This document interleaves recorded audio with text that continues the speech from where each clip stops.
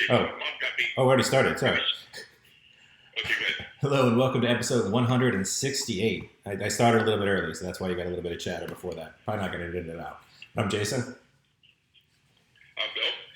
And wow, interesting. A little bit of sport this week, and it was a welcome relief. So I want to start talking about the golf challenge with Rory McIlroy and Ricky Fowler and Dustin Johnson and Matt Wolff. I thought, I was watching half of it. It started at 2, and at 2 o'clock on the Major League Baseball Network, they played Game 7 of the 1979 Pirate World Series, which might be the last time the Pirates were in the World Series in my lifetime. So I was watching both things and moving back and forth until the Pirate rebroadcast was over, and then I watched the rest of the golf all the way straight through. So Mom walked in the house and she goes, "Wow, this looks just like a typical Sunday now that you're sitting there watching sports on TV." But, I enjoyed the golf, and I enjoyed the fact the guys were wearing shorts and walking, carrying around bags, and talking. It was really relatable golf. Yeah. But it just seemed like still something was missing. And even though people don't make noise at a golf course, I don't know what it was. And then, I heard so much about the Seminole Golf Course. Like Augusta is a beautiful golf course. Right. Torrey Pines is a beautiful golf course. This golf course was like almost every golf course I've ever seen in South Florida. A lot of sand and, a lot of traps. I mean, it just wasn't, no trees. So, and right by the ocean. So it was, I don't know, I was a little disappointed in the course they selected. I thought, if you're going to have it, have something prettier. But I guess, the other thing is since they were walking the whole way, carrying their own bags, it's flat. So. Yeah, well, they could have those old man tripods, couldn't they? That little giant wheel tripods. That's what they had. They had carry bags. Oh, okay. And they raised over $5 million, which I thought was a good thing. Yeah. And then they had a tie because nobody won the 18th hole, which had all the money and all the skins, so they had to go to a sudden death, and sudden death was closest to the pit. And Rory McIlroy won closest to the pit on the playoff hole. Do you think, and this is just a personal thing, but I mean, I've never found a single golfer interesting. Like, if you put Tiger Woods in this room or Tiger Woods cut out, I wouldn't be able to tell the difference personality-wise from what I've seen. So, if they had, Bill Murray walking with them or put... Ricky Fowler and Rory McIlroy, there was a lot of personality. The other two guys were kind of... But the one guy was like the junior guy, Matt Wolff. Yeah. And him and Ricky Fowler had both been in Oklahoma State for 10 years apart. And they kept talking about that. And he was like, the junior guy trying to play with these bigger guys. And it was kind of intriguing. I mean, I enjoyed it. I'm glad it was on. I'd watch it again. What if you had a social distancing Bill Murray or Charles Barkley walking with everybody? Just they had Bill Murray doing commentary on part of it. Oh, okay. And so that was really good. That was really enjoyable. Yeah.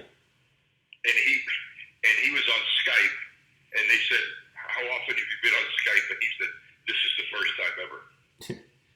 Yeah, I listened to a podcast with Tony Kornheiser, and he said he just went on his "I hate technology" rant. Yep. And they're doing PTI from his addict. Mm-hmm. But he talked about how the difficulty of doing PTI, because it's called pardon the interruption. He's like, and you can't interrupt people on a 1-second delay.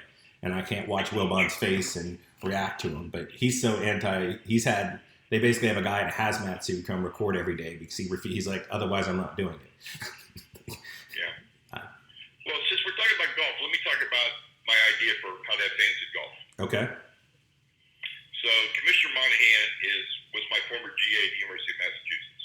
Okay. So we were exchanging some emails last week, and I sent him a teaser. I said, "Hey, I've got a great idea for you. Give me a call when you have time to talk." So he called, and so this is my idea for how you have fans at a golf event. Okay. All right.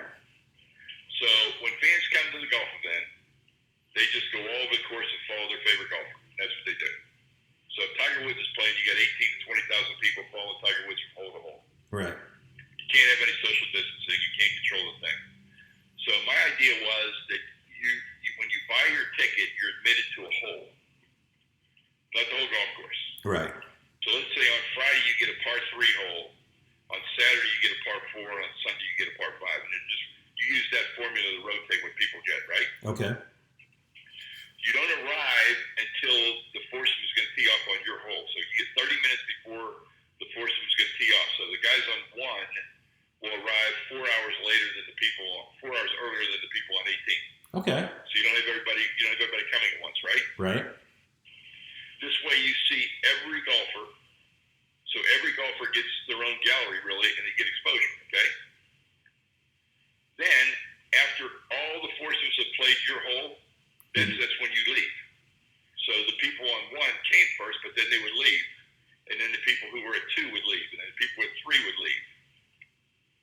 And you see it all staggered. Everybody stays in one area. You have marshals that control. You have your credential has a hole number on it, and you have to wear that at all times. So it has to be visible. And they build a little concession area and restroom area every 3 or 4 holes, and you have access to that. But there's a distinctive path from where you have to go to get there. And that's what I would do. And I would, figure out how many people you could do. Maybe it's 200 a hole, or maybe it's 500 a hole, because you spread them out all the way to the tee box, all the way to the green on both sides of the fairway. And that's how you do it. What do you think? I think that's a great idea. Yeah, so I wrote it up and I sent it to them, so we'll see what happens. And I said, obviously, then everything's cashless too, so you can bring in PayPal as a sponsor, and your concessions are, you don't get to stand in line and look at the menu. Everything is boxed up, and you say, I want the hot dog package, and I give you the box with hot dog in it. Okay. But you got to minimize the cash transaction. You do all these things. Now, I've also been talking to a lot of people in the business now about, last year there was a big deal about buildings going completely cashless. Right. And I was against it. I was really against it for the reason that, what if I don't want to pay with a credit card? What if I want to pay with cash, right? Right. And I thought it was not the right thing to do. But now I'm thinking about how long it takes to do a cash transaction. And, you're taking money out of your pocket, you're touching it, and you're handing it to somebody else and they're touching it. And if it can live on money, then that's not a good thing. So now I am in support of the cashless thing. Oh, yeah. We're heading that way anyway, just pushing it forward, a decade or 2. But that I've always carried like $100 cash on me. Oh, yeah. Or up to $100, always. And so when this pandemic started, I had $100 cash in my pocket. And 2 months later, I think I still had $60 on me. So I've decided that I've gone that way, even though I didn't think I was going to go that way. Yeah. I live in New Orleans, obviously. And there's a number of restaurants/bars that are cash only. Yeah, and Boston's the same way. Yeah, and I think New York has a couple. A lot. It allows the purveyor of said restaurants and bars to make more money. Yeah, they don't have to pay credit card fees. No credit card Some fees. of them actually have an ATM in their business, and they get kicked back on the ATM fee. Some are really famous restaurants. We went to Mosca's down here, the mob place. Brooklyn is cash only. It's one of the most famous steak places in the country, and you have to pay cash. Yeah. And Mosca's down here. We went to the JFK mob place we talked about. Yeah, we did there. And then one time, Mom and I were at dinner in Boston, and they came with the bill. It was like a little mom and pop place in the North End. Yeah. And she came with the bill, and I gave her a credit card. She goes, "Well, take credit cards." And I said, "Do you have an ATM?" She goes, "Nope, there's one 3 blocks down the street. Your wife can stay here while you walk down the street and get your money." It happens. You know what? It happens. How soon, speaking of, I realize that I'm a privileged person in this respect. I have an Oculus Quest, which is a wireless VR helmet. It's a cool way to watch a movie because you have surround sound in your head and everything else. And they've already talked about, the potential with a concert. Like, let's say, and I would never go to a Beyonce concert, but just because she's the most famous concert person. But if I bought first off, she can charge an entire season's worth of concerts in one concert on my headset, right? Right. And they can have cameras placed backstage, on stage, in the balcony, everywhere. And if I buy my ticket, I can bounce around from stage to stage to stage. And there's a social element too, because you can talk to everybody. But with golf, they put a little camera in the helmet, and if I'm there with, Tiger or Ricky Fowler, first off, it would be cool just, to get their view the entire course. And I think you'd get more people paying. Now all of a sudden it's different paid customers. But the other thing with VR is you also have, and it's not a golf club, but you could make a peripheral, obviously. But if I could play the course, a post. Like after they played, I could play my own virtual golf tournament against them would be pretty awesome as well. Yeah, that'd be a great idea. That would get me into golf. As someone that doesn't like to golf but doesn't mind video game golf, I'd be all about that. If I'm walking the course in VR, playing the same tournament they just played, that would be phenomenal. Yeah, it would be. And I know VR, it's still kind of niche, and it's, even the Oculus Quest is a $400 machine. That's the one with Oculus and Facebook, and is their tech. It'll come down eventually, but that was the first. I've always maintained though that it's once you can take VR goggles or glasses, whatever, right? Yeah. And they function like maybe a pair of Oakleys or a pair of Ray-Bans or something. Yeah. It's real light on your head, and you've got controls on the side, and you've got a speaker built in the frame of the glasses, and you can do everything moving around. It's just a lot easier. Well, Quest is that way now. Oculus Quest is wireless. Everything is self-contained within the helmet, and their speakers are built in. It is a helmet. I'm just saying, for me, if it was a pair of sunglasses, I would jump on it tomorrow. Oh, of course. But like I said, the technology is so close. It's very cool. Yeah, and we're gonna keep going this way because now, we were always based upon how great can we create the experience, and now it's a combination of how great the experience is and how safe the experience is. Right, but like I said, those two things that will drive this innovation forward much faster. Oh yeah, and like you think about a Marvel movie, now all of a sudden, I pay my whatever $100 VIP package for the opening of the next Marvel movie, and it's the red carpet event, and I'm walking the red carpet on my camera. I get to post interviews with everybody. I get to experience stuff that only less than 1% of the people that normally get to experience that. Now all of a sudden with VR, I'm right there. I can do it, and again, it's safe and Mm-hmm. Well, what's your favorite fantasy video game? My favorite what? What is your favorite video game that's fantasy based, like League of Legends? Well, League of Legends is like a massive. You got you're playing. You're not playing socially necessarily. You're playing with a bunch of people. Do you mean like individual, like Final Fantasy? No. I'm talking about a non-sports. What is your favorite non-sport video game that you play? Oh, Persona 5 right now for sure. Okay, and describe that to me. It's one of the most Japanese experiences you can have, but essentially, it's like adult Pokemon. You're a student at the school and you meet a couple other people and you're trying to change the consciousness of corrupt people in the world.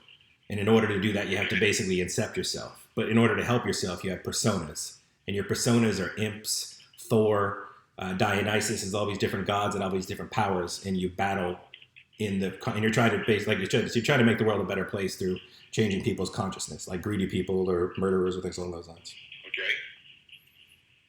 And so do you have weapons? Your weapons are your personas. You capture or negotiate, to get Dionysus to join your party, and then Dionysus has a set of skills, and then it becomes a little bit of advanced rock paper scissors, where you have to know, well, this enemy looks like it's weak to lightning, and I have Thor, so I'm going to use Thor in this party, because he'll be able to battle with the lightning, that kind of thing. Right. Because I've always thought if you could take something like League of Legends that has a dragon in it, yeah, and then as you were playing the game and the dragon was breathing fire, that the reality of it is you could feel hot. Yes, that would be very cool. Or if you were swinging a sword, you were in a sword fight, your arm would get tired and you would sense what it was like to be the physical exhaustion that you would have. Oh, that they do have. If you fell in a river, you wouldn't be wet, but you'd feel the sensation of being wet. Yeah. And I always thought, if you could do that, people would do that shit all the time. The physical stuff they have. Like, you can play, I have Creed 2, the boxing game, and I can literally box all the people that Creed fought. And then it also has, like, Clubber Lang and Hulk Hogan. It's got all the old people. But you have to box and block and dodge and everything. You don't actually feel the sweat or the heat or the cold, but you are physically. And then there's sword games where obviously you're battling with swords and bow and arrow. You're doing all the physical stuff. It's very cool. Like I said, Oculus is the first step towards, like I said, Oculus is one device, no wires. You put it on your head, you're good to go. And they even have finger tracking now. If you're in a bright enough room, you don't even need to use the two handheld controllers. You can just use your hands to do everything. So they're getting close. You remember the Michael Crichton movie, Disclosure? Oh, yeah. And remember the VR in that? Yeah, we're way past that. anything that cool where I could be walking in, turning pages, and doing things like that. Well, in a way that maybe everybody should be forced to do. I took a virtual reality tour of Anne Frank's house a couple weeks ago. And if you want to talk about isolation and self-quarantine, that's a whole different level.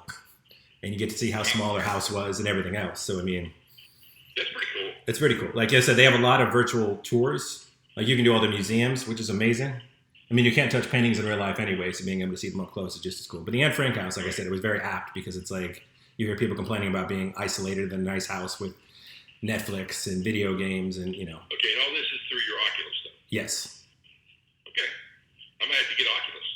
It's, like I said, it's very cool. Like, I mean, I assume they've got to be releasing a version 2 that might be a little bit lighter and, and some updated things. But like I said, now that they have the finger tracing, the controllers aren't bad. They're just like 2 joysticks with circles on top and a couple triggers and buttons. But now they have it so that, like, if I'm in a bright enough, like well-lit room, it just picks up my hands. So when I grab something in the Star Wars game, my actual hand is as opposed to me pressing a trigger with the controller reaching out, it's just my hand reaching out. And if they're randomly listening, and I don't think we have the numbers, but if you want to give us an Oculus, we will send my dad an Oculus. We'll do some Oculus content all day long on this podcast too. So just throw that out there. I'll go check it out. Yeah. All right, now back to sports. I finished The Last Dance last night. Yes. It's one of the best sports documentaries I've ever seen. And it's long too.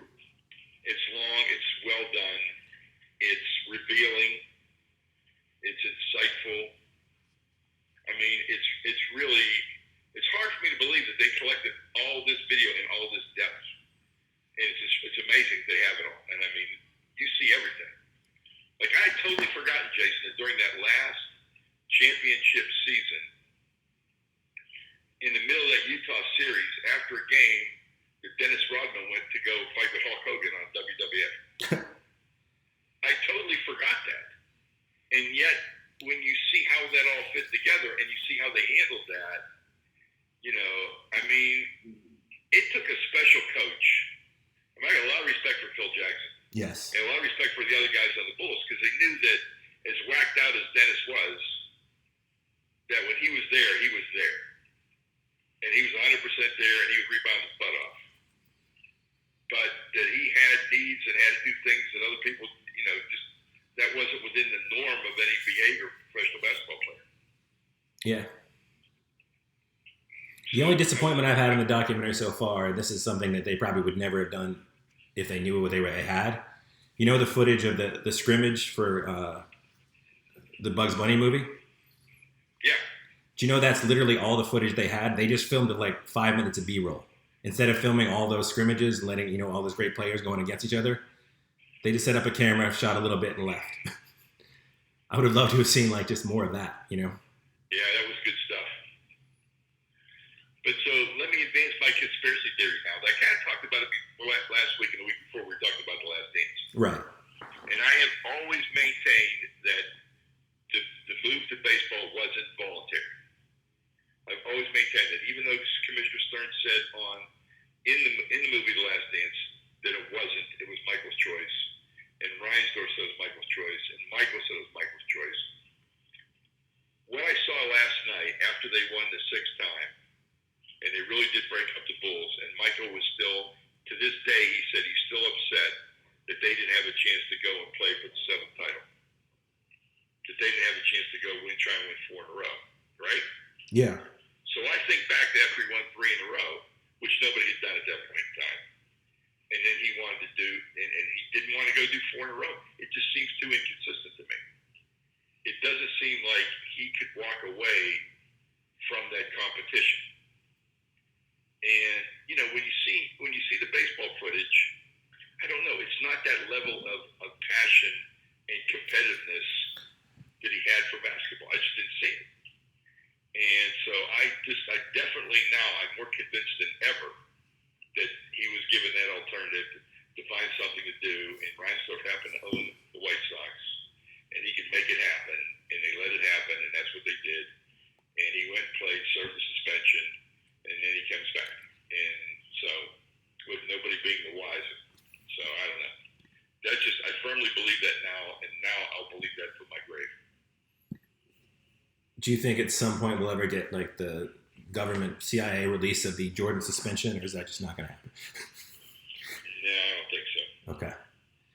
Yeah, I would put it up there. I think the only other sports documentary I would put in the category of this one would be When We Were Kings, the Muhammad Ali one. That was really good. And there's some of the 30 for 30s that the earlier ones that were when it was first coming out. Yeah. And these were people's work. This was like one of their lives goals and pursuits that they were doing this. I mean, I saw the Marcus Dupree one, and I've always been blown away. It's one of the best pieces of video I've ever seen. Yes. But those very, very first 30 for 30s. And now, last night, they were also pitching these new 30 for 30s that are coming out to capitalize on the popularity of The Last Dance. Yeah, they're going to try. The Donald Sterling thing on Quibi and some other things. I think we're going to see a bunch of these come out right now until we have another alternative. Right. Yeah, where they, Jordan as a whole, I mean, it's Jordan. I mean, you can debate the Jordan LeBron thing like we talked about. I just think that there's nobody that I've ever seen that has that competitive gene like Michael Jordan. Nobody. Well, I think the points I've seen that make the most sense to me. Every year Michael Jordan played basketball up until the Wizards years, he was unquestionably the best player in the game. That's not been the case for LeBron.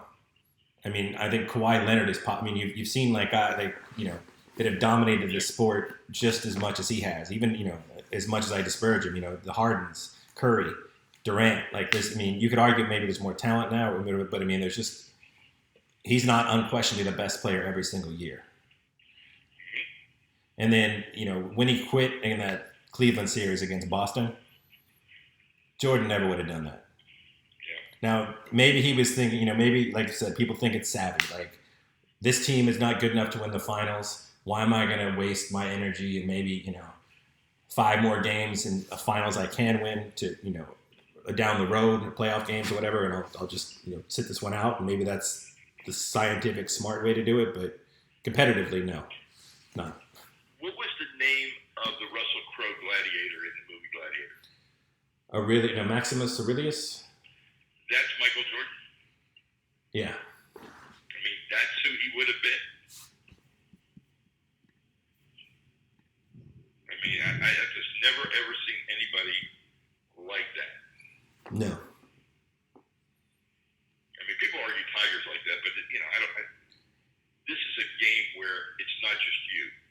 Yes. You've got to impose your will on other people. And you've also got to impose your will on people that are part of your team.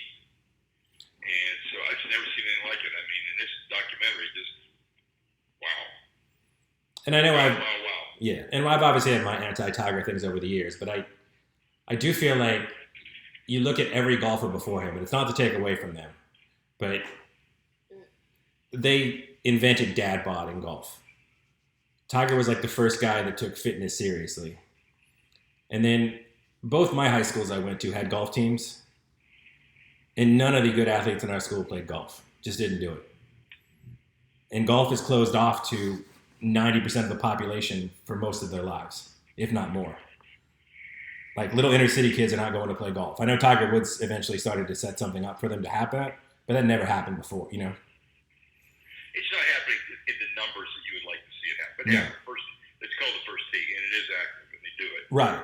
But it's not, it's just like, you can only do so much. I mean, when Major League Baseball was trying to do RBI, which was returning baseball to the inner city, yeah, you still need a place to play. You still need 18 kids. You still need 18 gloves. You still need bats. You still need balls. You need all this stuff. You need it on a regular basis. Not a one-time come in, have a game, and then leave. It's not what you're trying to do. No. And with golf, you have to have clubs and balls and fees and play the courses, and it's a lot. Tracy Morgan on 30 Rock said their basketball hoop was a rib cage. A rib cage, he says. Peach basket, whatever you need is all you really need. So, but I can transition to another documentary I watched. I watched Atlanta's Children on HBO, which is a 5-part series about Wade Williams and the Atlanta child killings. As I told you, it's a really good documentary. Probably didn't need to be 5 full episodes. Especially the first couple episodes, there's a lot of padding. But I understand what they were doing. They were trying to present what Atlanta was as a city. Atlanta was the first city in America with a black mayor, the first city with a black police chief. But you also had the Klan was very involved in Atlanta, and there were Klan members on the police squad. It was a weird time, and But the documentary, I don't want to spoil any of it because it's pretty new on HBO. It's still in the new release section, but it's worth watching. It's a good look at race in America. It's a good look at city building. It's a good look at the flaws of the justice system, and if you don't know much about Wade, it's what's crazy is the way they did it on Mindhunter, a show we both loved, with the bridge and all that stuff, is all in the documentary, all the actual footage that they were setting up for the next season of Mindhunter, if there was going to be one, which we don't think there's going to be. We were talking about this offline before we started. Yeah. And I just thought, now, remember the season 2 of Mindhunters was about Wayne Williams. Yeah.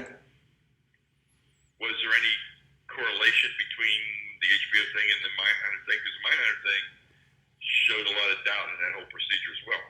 Yeah, like I said, if you watch it, I would say this. He's been denied twice for a retrial, but both times he's been denied, there's been a dissenting judge that thinks he should have had the retrial that wrote like 9 pages of everything that was wrong with the other judges and why their decisions were wrong, So you can't not watch it and not come away thinking he is a creepy guy.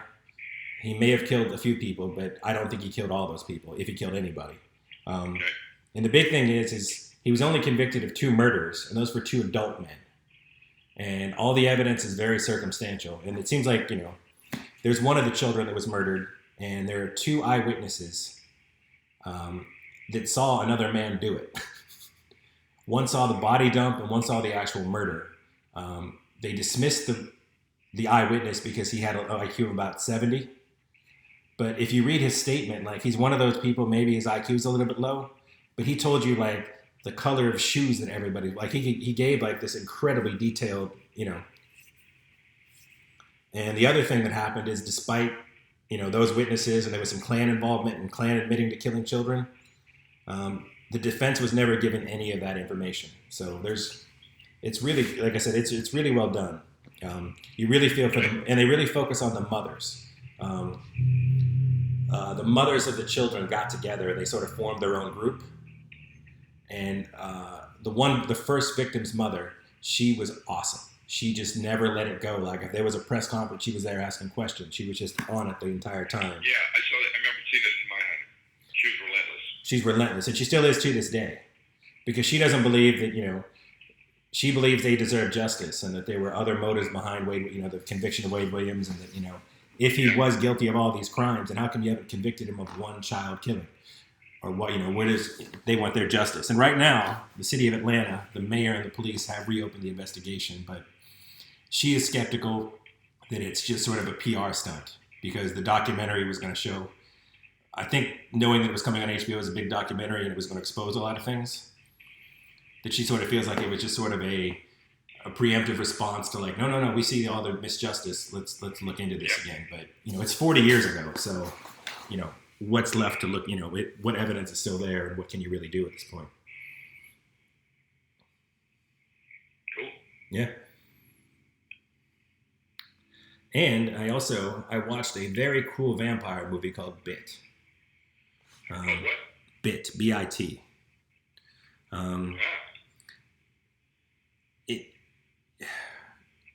I liked it. I mean, I loved it, but like I said, it would be probably one of the most woke vampire movies, if we're going to use that term, just to make it simple for everybody listening. So, but it's got a lot of humor to it. Like, it's a sort of